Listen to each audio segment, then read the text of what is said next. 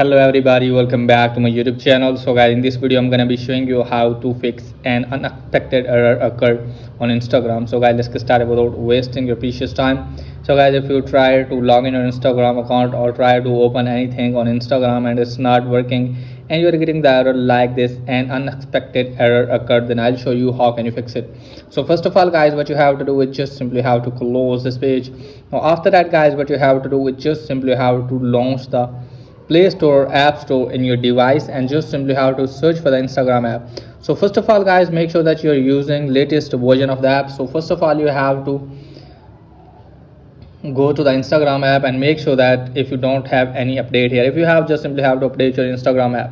Now after updating the Instagram app guys, check if it's working or not. If it's still not working for you guys, then it means you have any network problem. Okay guys, if you're using Wi-Fi, turn to mobile data or vice versa. If it's still not working for you guys, then you have to open any VPN from Play Store. Like I have downloaded Super VPN, just simply have to download it and just simply connect with it. Now after connecting the VPN, just simply have to open the Instagram app again and then check if it's working or not.